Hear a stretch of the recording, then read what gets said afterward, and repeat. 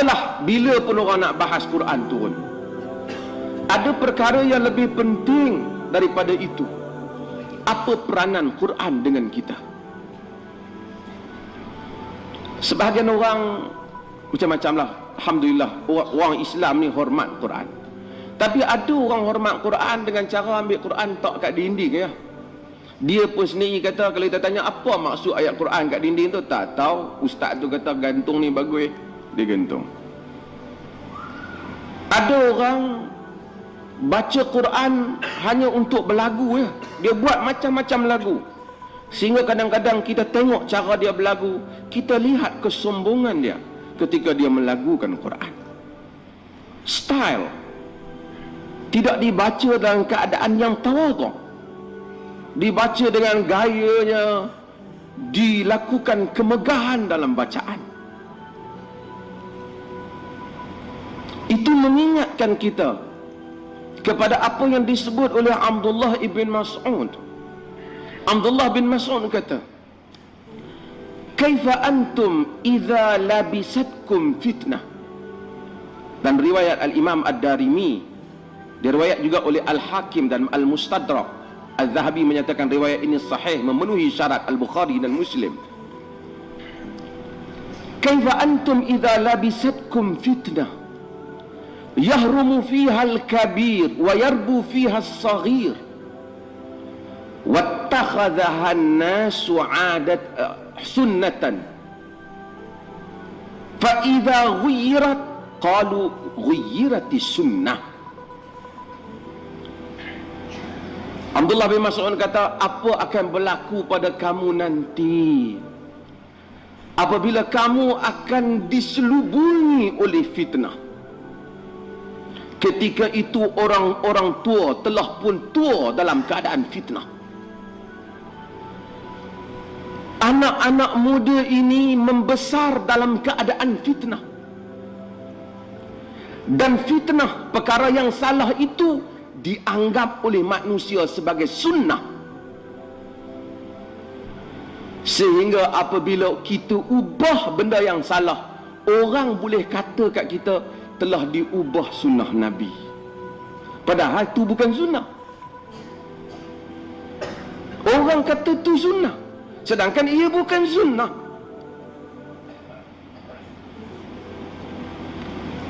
Orang tanya kepada Abdullah bin Mas'ud, "Mata yakunu dhalika ya Aba Abdurrahman?"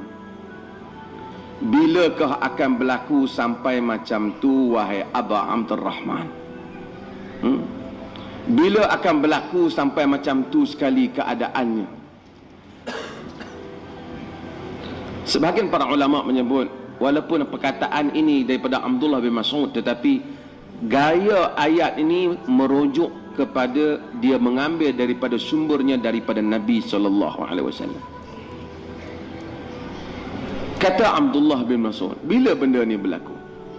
Kata dia, "Idza kathurat qura'ukum wa qalla fuqaha'ukum wa kathurat umara'ukum wa qalla umana'ukum wal tumisatid dunya bi'amalil akhirah." Apabila ramainya orang yang membaca Quran, pembaca Quran kamu, orang yang baca, kaki baca Quran ke baca hadis tak kira, hak yang baca ramai,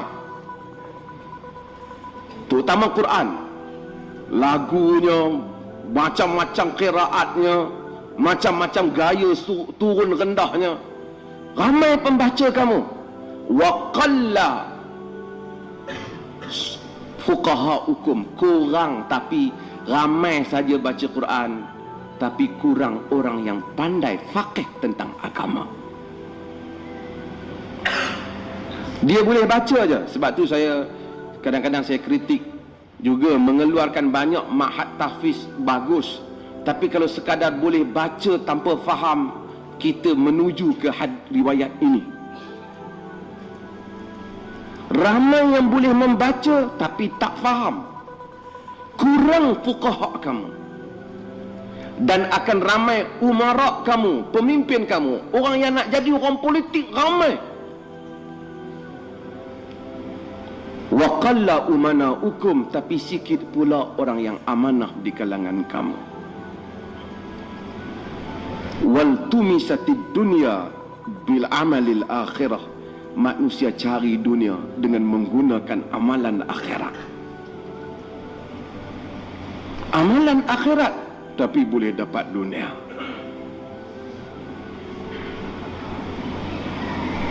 Guna nama agama boleh jadi kaya raya.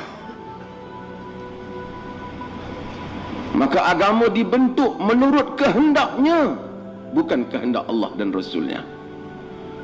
Agama dibentuk menurut kehendak yang membolehkan dia mendapat habuan dunia. Fatwa dibentuk berdasarkan kehendak orang, bukan kehendak nas. Pandangan agama diberikan berdasarkan kehendak orang, bukan kehendak nas. Ketika itu fitnah akan merosakkan umat ini. Maka apabila kita membaca Al-Quran, kita kenalah tahu bahawasanya inilah tujuan Quran turun, bukan untuk dijadikan jampi serapah ataupun untuk dihias semata-mata, digantung di dinding. Saya tak kata salah, tetapi tujuan asal penurunan Quran ialah supaya kita semua menjadikannya sebagai petunjuk di dalam kehidupan ini. Dan kita hendaklah baca Al-Quran sehingga kepada satu peringkat yang membolehkan untuk kita membezakan antara yang benar dan yang salah.